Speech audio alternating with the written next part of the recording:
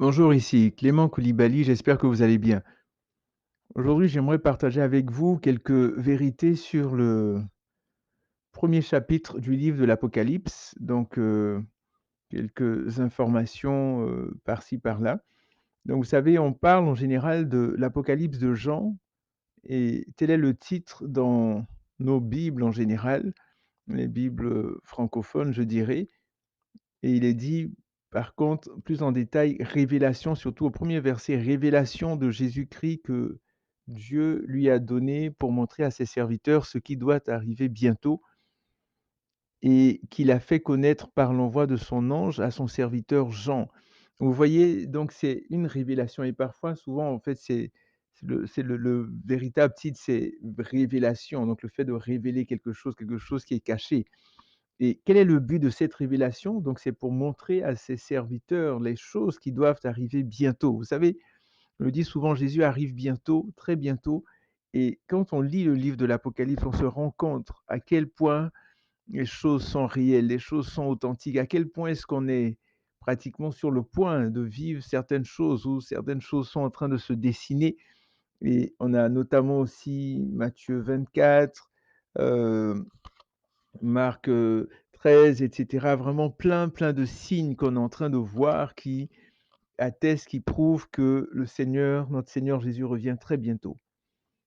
Donc, comment s'en est-il pris? Comment s'est pris le Seigneur Jésus pour qu'on reçoive cette révélation et non ces révélations? Parce que en fait, c'est toute une révélation. C'est comme lorsqu'on parle du fruit de l'esprit, donc il y a différents éléments, mais c'est un tout, en fait. Donc, il a envoyé son ange à son serviteur Jean et ce dernier a attesté la parole de Dieu et le témoignage de Jésus-Christ, soit tout ce qu'il a vu. Et ma prière pour nous, pour moi, pour nous, c'est vraiment que le Seigneur aussi envoie vers nous son ange pour nous révéler des choses cachées, pour nous parler et que mieux même, que ce soit le Seigneur lui-même qui vienne, c'est pas quelque chose d'impossible. Vous savez, lire le livre de l'Apocalypse, c'est une très bonne chose. Il y a j'ai déjà entendu des personnes qui disaient: «Ah, il faut pas lire ce livre est plein de mystères, ce livre est bizarre, blablabla». Mais vous savez, en Apocalypse 1 à 3, il est écrit au verset 3: «Heureux celui qui lit et ceux qui écoutent les paroles de la prophétie et gardent ce qui s'y trouve écrit, garder son cœur plus que toute autre chose, garder la parole de Dieu, garder ce qui est écrit. Il dit car le temps est proche. Vous voyez, le temps est proche. Donc, trois raisons fondamentales qui expliquent pourquoi il est important de jeter ses regards en général dans la parole de Dieu, dans les Écritures, mais surtout dans le livre de l'Apocalypse. Donc, première raison, il est heureux, elle est heureuse, la personne qui lit ce livre-là. Ensuite, heureux ceux qui entendent et ceux qui gardent. Donc, il y a une différence entre entendre et écouter. Bon, il y a le fait d'entendre.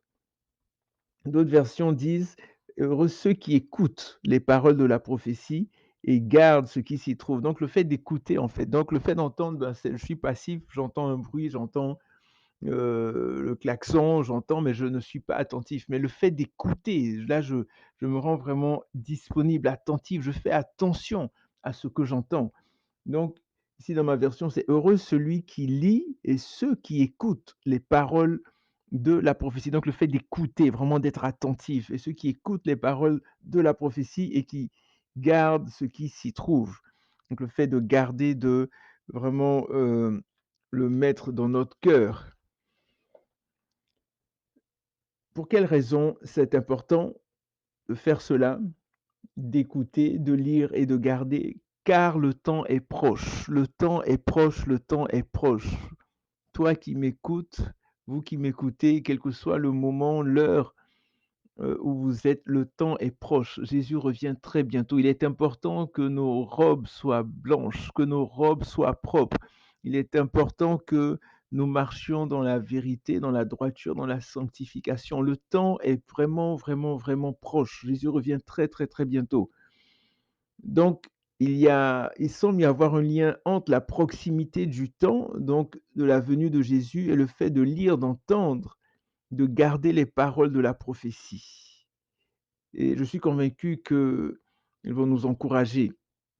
En Apocalypse 1, 4 à 5, voici ce qui est dit. Jean aux 7 églises qui sont en Asie, que la grâce et la paix vous soient données de la part de celui qui est, qui était et qui vient, de la part des 7 esprits qui sont devant son trône, et de la part de Jésus-Christ, le témoin fidèle, le premier-né d'entre les morts, le souverain des rois de la terre. Donc ici, vous voyez, la salutation fait ressortir plusieurs expéditeurs de Marc. On dit, Jean aux 7 églises qui sont en Asie, que la grâce et la paix vous soient données de qui? De la part de qui? De celui qui est, qui était et qui vient. Donc notre Seigneur Jésus, de la part, donc le roi des rois, le Seigneur des seigneurs, ensuite de la part des 7 esprits qui sont devant son trône. Donc il y a l'Esprit de Dieu, donc il y a l'Esprit de Dieu, mais il y a 7 esprits, 7 manifestations du Saint-Esprit, 7 esprits qui sont devant son trône. Et lorsqu'on parle, euh, j'aimerais apporter une précision ici pour ne pas qu'il y ait de confusion. Pour ne pas qu'il y ait de confusion. Il y a un seul Dieu, un seul esprit, une seule foi, comme il est dit. Et ici, le mot esprit, qui est en hébreu ruach ou en grec pneuma, désigne le souffle. Vous voyez, par le vent et par ardeur, l'esprit. Dieu a placé l'esprit en l'homme. Mais il y aurait plein de choses à dire sur l'esprit en tant que tel. Mais quand on parle des 7 esprits, on a une description des 7 esprits ou des 7 révélations du Saint-Esprit ou des 7 manifestations du Saint-Esprit en Ésaïe chapitre 11. Et on va le lire rapidement pour qu'il n'y ait vraiment pas de confusion. Donc, il y a un seul esprit. C'est comme nous. Je veux dire, c'est comme moi, il y a moi, Clément Koulibaly, mais oui, je suis le fils de mon père. Je suis un époux, je suis un parent, un père, j'ai mes enfants, je travaille, je prêche la parole, je fais différentes choses. Vous voyez, mais c'est toujours moi, la même chose. Donc, c'est différentes manifestations, en fait. Donc, ici, regardez ce qui est écrit. Ésaïe 11. Puis un rameau sortira du tronc, verset 1, du tronc d'Isaïe et le rejeton de ses racines fructifiera. Verset 2. L'Esprit de l'Éternel reposera sur lui, l'Esprit de l'Éternel.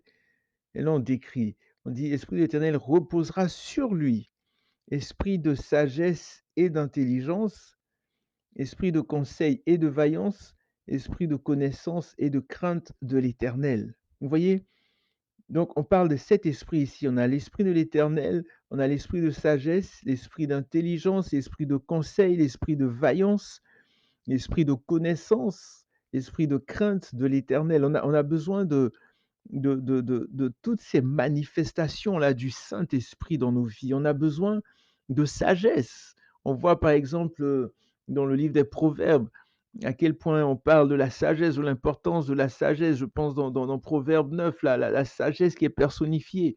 Il représente le Seigneur Jésus. Donc la sagesse que Dieu donne. Donc on a besoin d'intelligence, esprit d'intelligence. Il y a un passage, je pense que c'est dans Proverbe 28, 12, je crois en tout cas, un passage qui dit que Dieu nous permet de tout comprendre. Donc l'intelligence comprend tout. Donc il n'y a rien qui est impossible. Dieu est capable, lui qui a tout créé, nous permet de comprendre des choses, de nous rendre encore plus intelligents. Il y a l'esprit de conseil, comment donner conseil, comment recevoir des conseils. On a besoin de conseils aujourd'hui, esprit de vaillance. On a besoin de cela, esprit de connaissance, esprit de crainte de l'Éternel. Donc, vous voyez, toutes ces dimensions, ces manifestations, donc, font référence aux 7 esprits de Dieu, aux 7 esprits de Dieu, cette manifestation de l'Esprit de Dieu. Donc, je reviens à Apocalypse 1, versets 4 à 5. Donc, je disais qu'il y avait plusieurs destinataires, plusieurs expéditeurs, pardon. Donc, il y a celui qui est, qui était et qui vient, donc Dieu le Père. On a Dieu le Fils, Dieu le Saint-Esprit, mais un seul Dieu, trois manifestations ou trois fonctions de l'Éternel, de Dieu. On a les 7 esprits devant le trône de Dieu. Donc, et ensuite, on a Jésus-Christ. Là, on parle de Jésus-Christ, spécifiquement, qui est qui? Il est le témoin fidèle, il est le premier-né des morts, il est le prince des rois de la terre. Vous voyez? Ici, dans une autre version, il est écrit, Jésus-Christ, le témoin fidèle, le premier-né d'entre les morts et le souverain des rois de la terre. Et en Apocalypse 5 à 6, qu'est-ce que nous apprenons? À celui qui nous aime, qui nous a délivrés de nos péchés par son sang et qui a fait de nous un royaume des sacrificateurs pour Dieu son Père, à lui la gloire et le pouvoir au siècle des siècles. Si jamais tu pensais que personne ne t'aimait, Dieu t'aime, Jésus t'aime. À celui qui nous aime, il t'aime. Il nous a délivrés de nos péchés par son sang. Vous voyez, il n'y a pas de plus grand amour que de donner sa vie pour ceux qu'on aime. Il nous a délivrés de nos péchés par son sang. Il a fait quoi? Il a fait de nous un royaume des sacrificateurs. Vous vous rendez compte? Un royaume. Il a fait de nous un royaume des sacrificateurs pour Dieu son Père. Pas pour n'importe qui, pas pour les beaux yeux de X, Y, Z, absolument pas. Mais pour Dieu son Père, à lui la gloire pour les siècles des siècles. Et soyons reconnaissants vraiment au Seigneur pour ces choses merveilleuses, pour ces choses excellentes qui nous permet d'avoir, qui nous permet de saisir. Vous voyez, Jean, après avoir souhaité la grâce et la paix, encourage les lecteurs en leur faisant part de son vécu. Donc, il parle à ses frères et sœurs, et voici ce qu'il dit. euh, par la suite, il parle de tribulation, mais avant ça, au verset 7, on nous dit: «Voici qu'il vient avec les nuées», on parle de Jésus, «tout homme le verra, même ceux qui l'ont percé». Vous vous rendez compte? Tout homme, n'importe quel être humain verra Jésus quand il va revenir sur les nuées. Et 1 Thessaloniciens 4 en parle en détail et 1 Corinthiens 15 aussi. Tout œil le verra, tout homme le verra, que tu aies cru en Jésus ou pas. Quel que soit ce que tu as pensé ou pas, tout homme le verra, même ceux qui l'ont percé, et toutes les tribus de la terre se lamenteront à son sujet. Oui, amen. Je suis l'alpha et l'oméga, dit le Seigneur Dieu, celui qui est, qui était et qui vient, le Tout-Puissant. Verset 9. Donc là, l'apôtre Jean décrit un petit peu son vécu, ce qu'il traverse et tout. Et là, il dit, moi, Jean, qui suis votre frère, et qui prend part à la tribulation, donc aux souffrances, aux difficultés, à la royauté, à la persévérance en Jésus. Il prend part à la tribulation, à la royauté, à la persévérance en Jésus. Il y a une persévérance en Jésus, bien-aimé. Il y a une persévérance en Jésus. Et parfois, lorsque nous sommes découragés, on a besoin de se saisir de cette persévérance en Jésus-là. Donc, Jean dit, j'étais dans l'île appelée Patmos. Vous voyez, donc il parle de la tribulation, du royaume, de la persévérance en Jésus et parfois on voudrait juste avoir part au royaume, hein, mais il y a aussi la tribulation. En fait, il n'y a pas de comment dirais-je? Il n'y a pas de gloire sans croix, il n'y a pas de couronne de gloire sans couronne d'épines. On a il y a le Seigneur a tracé un chemin et en tant que ses disciples, il nous faut passer par ce chemin, par le même chemin. En Luc 6, 40, il dit que le serviteur n'est pas plus grand que son maître, mais tout serviteur ou tout disciple accompli sera comme son maître. Donc nous sommes amenés, appelés à passer à travers ce chemin, à travers le chemin de difficultés, de persécutions, de problèmes. C'est en Matthieu 5, je crois que c'est le verset 11, je crois, au niveau des tribulations, le Seigneur dit: «Heureux serez-vous lorsqu'on vous persécutera à cause de mon nom, car le royaume des cieux est à vous». Et en Matthieu 5, verset 12, le Seigneur qui dit: «Réjouissez-vous et soyez dans l'allégresse». Vous voyez? «Réjouissez-vous et soyez dans l'allégresse». Parce que, qu'est-ce qui se passe? On va prendre ce passage-là, c'est vraiment très, très, très, très important et c'est en lien avec tout ce qu'on est en train de dire depuis. Donc, on va le prendre, Matthieu 5, voilà, à partir du verset 11 et 12. Il dit: «Heureux serez-vous lorsqu'on vous insultera, qu'on vous persécutera et qu'on parlera faussement sur vous. On répandra faussement sur vous toutes sortes de mal à cause de moi. Déjà au verset 10, il dit: «Heureux ceux qui sont persécutés à cause de la justice, car le royaume des cieux est à eux».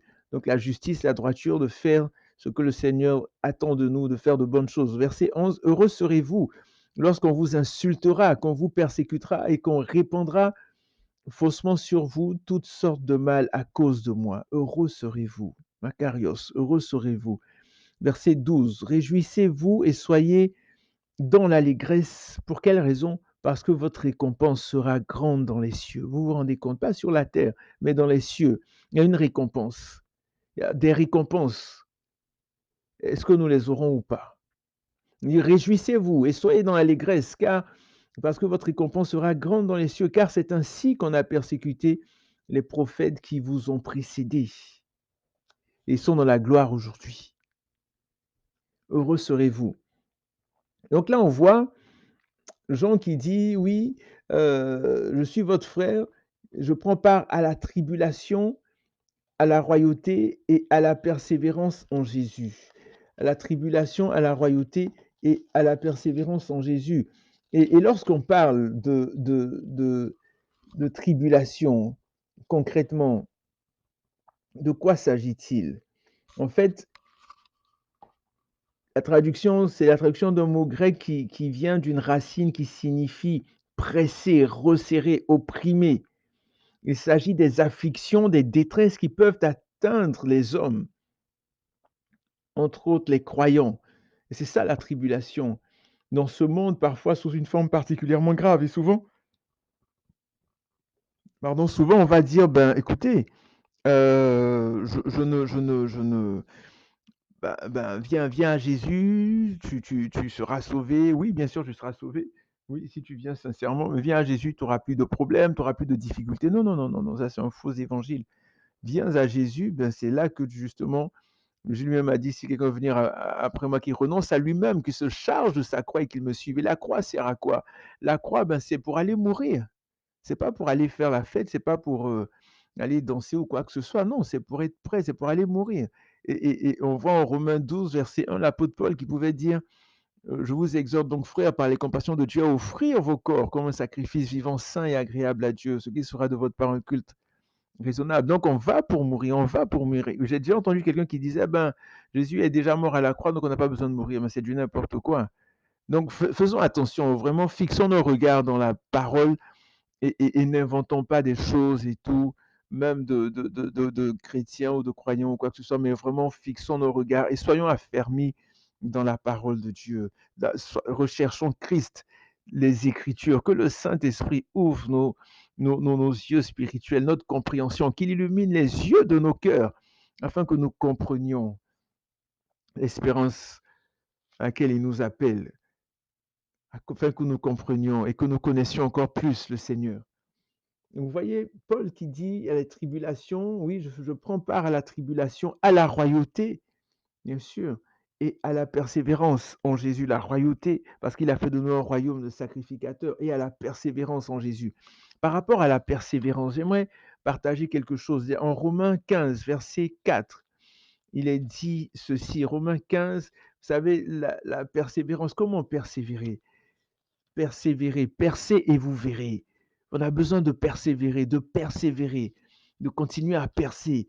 Quand on tombe, on se relève, on perce, de percer et on va voir. En Romains 15, verset 4, il est dit, or tout ce qui a été écrit d'avance, donc on parle des Écritures, écoutez, or tout ce qui a été écrit d'avance l'a été pour notre instruction, afin que par la patience et par la consolation, que donnent quoi? Que donnent les Écritures? Donc les Écritures donnent quoi? Donnent la patience et la consolation que donnent les Écritures. Nous possédions l'espérance. Il dit, or tout ce qui a été écrit d'avance l'a été pour notre instruction. Donc on a vu Matthieu 5, 11 et 12 tout à l'heure, pour notre instruction, des personnes qui sont passées par les mêmes choses, les mêmes difficultés qu'on a déjà traversées ou qu'on va traverser. Il y a des leçons de sagesse, des enseignements, des instructions dans la parole. Et il est dit, tout ce qui a été écrit d'avance l'a été pour notre instruction, afin que quoi? Que par la patience et par la consolation que donnent les Écritures, nous possédions l'espérance. Donc, je sais plus avec qui je parlais, quelqu'un qui disait: «Ben, ah moi je suis pas trop fort dans la Bible, lire la parole, tout ça, mais moi c'est plus, la prière et tout». Non, non, non, non, l'un ne va pas sans l'autre. C'est comme les 2 faces d'une médaille, la prière et la parole, tout ça c'est imbriqué. Donc là, on voit que la parole nous donne, les Écritures nous donnent la patience et la consolation. On dit pour notre instruction, afin que par la patience et par la consolation que donnent quoi? Les Écritures donnent la patience et la consolation. Lorsqu'on jette nos regards dans les Écritures, lorsqu'on passe du temps dans les Écritures, lorsqu'on passe du temps à chercher Jésus, qui est la parole par excellence. Au commencement était la parole était avec Dieu et la parole était Dieu. Lorsqu'on est dans les Écritures, nous possédons quoi? Nous finissons par posséder l'espérance.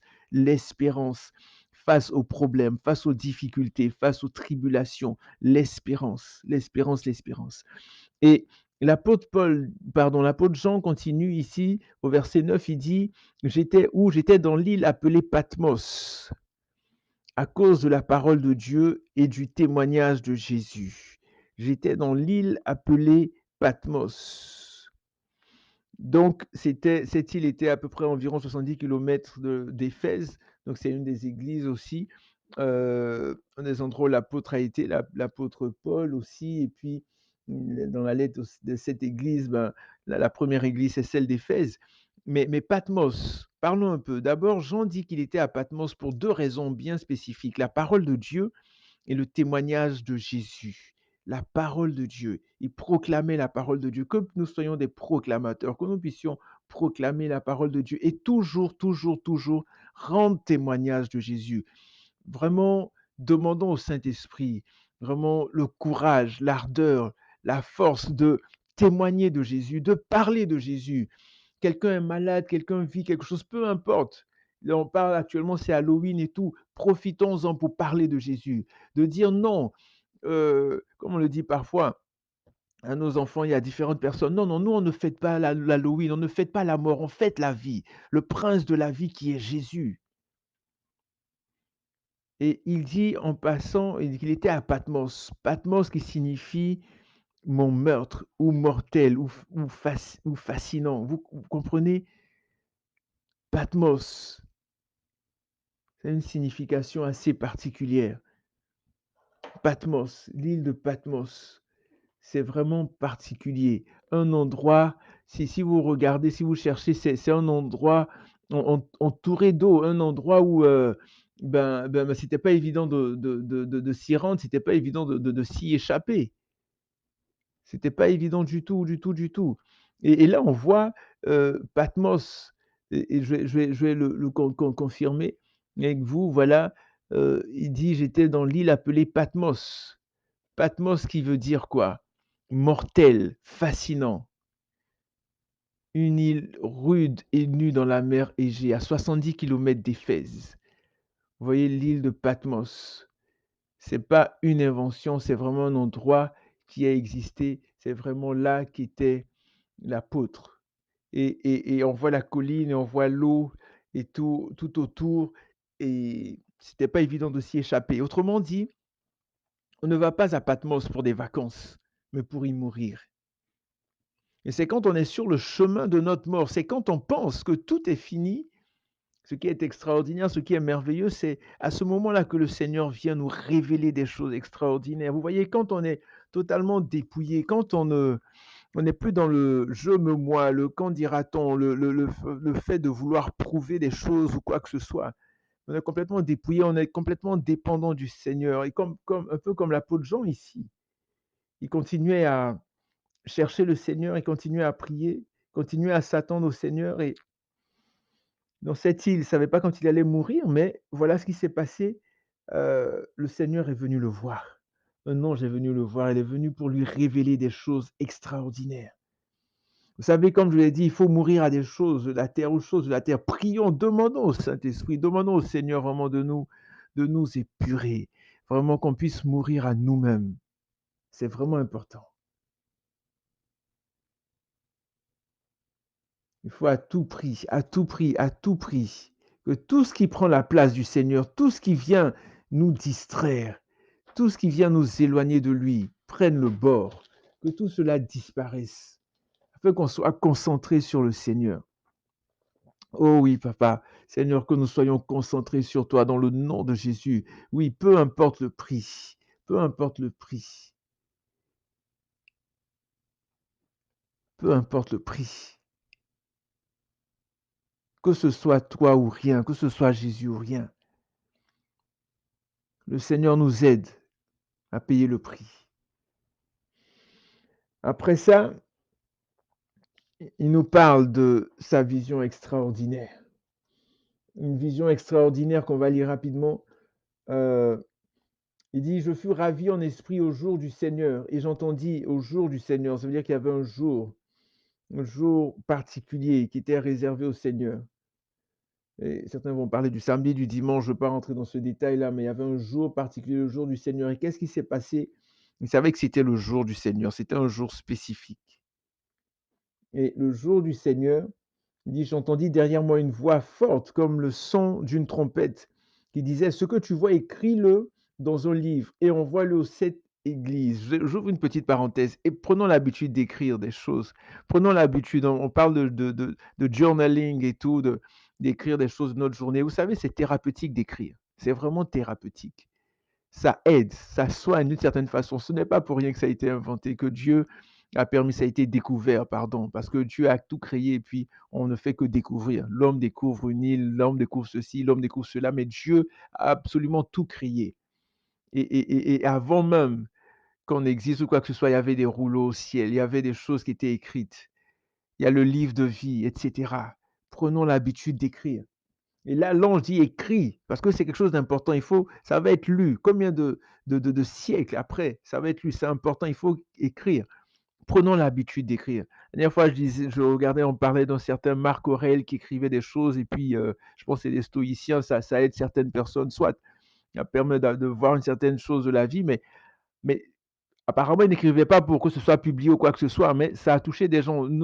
À plus forte raison, nous qui sommes remplis du Saint-Esprit, nous qui avons l'Esprit en nous, écrivons. Même si on pense que c'est pour nous, peut-être qu'un jour ça va être découvert ou peu importe, ça va aider quelqu'un, je ne sais quoi, mais prenons l'habitude d'écrire. C'est vraiment important, important, important. C'était juste une parenthèse que je referme.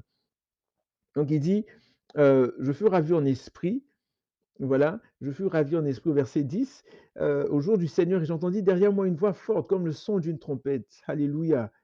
Le Seigneur qui aime le son, qui aime la musique. Le son qui disait, ce que tu vois, écris-le dans un livre et envoie-le aux 7 églises, lesquelles à Éphèse, à Smyrne, à Pergame, à Thyatire, à Sardes, à Philadelphie et à Laodicée. Je me retournai pour découvrir la voix qui me parlait. Après m'être retourné, je vis 7 chandeliers d'or et au milieu des chandeliers, quelqu'un qui ressemblait à un fils d'homme. Il était vêtu d'une longue robe et portait une ceinture d'or sur la poitrine. Sa tête et ses cheveux étaient blancs comme laine blanche, comme neige.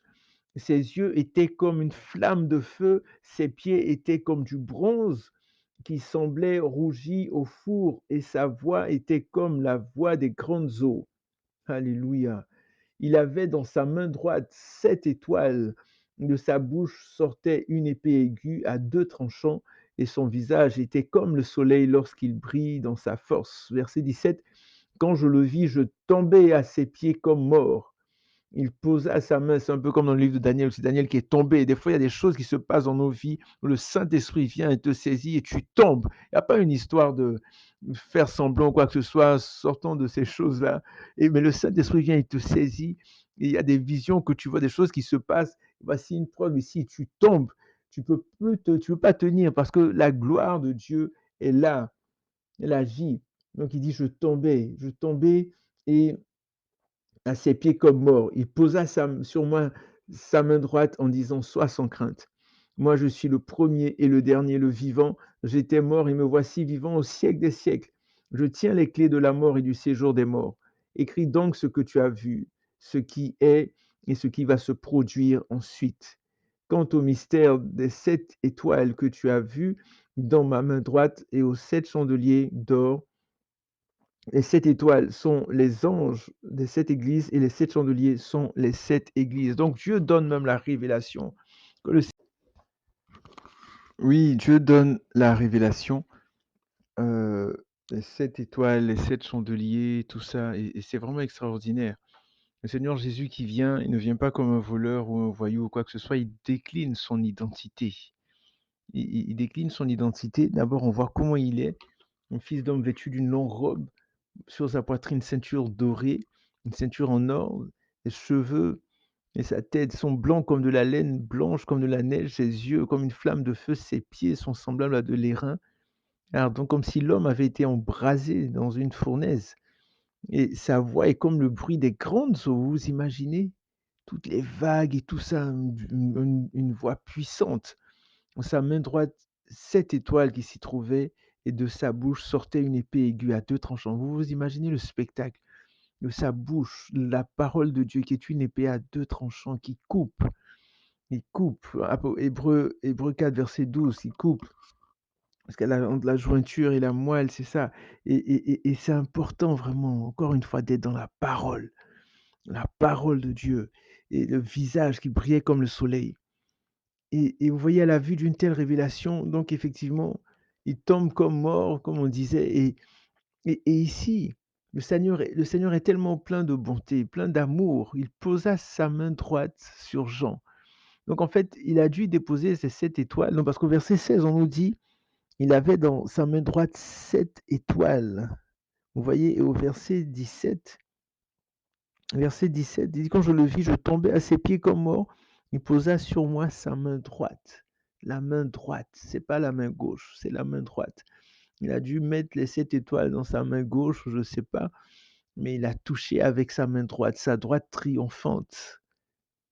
Il a touché, il a dit: «Sois sans crainte» et le Seigneur te dit aujourd'hui: «Sois sans crainte», quelle que soit la situation que tu traverses, quelles que soient les difficultés, quels que soient les problèmes, sois sans crainte, je te le dis dans le nom de Jésus, sois sans crainte.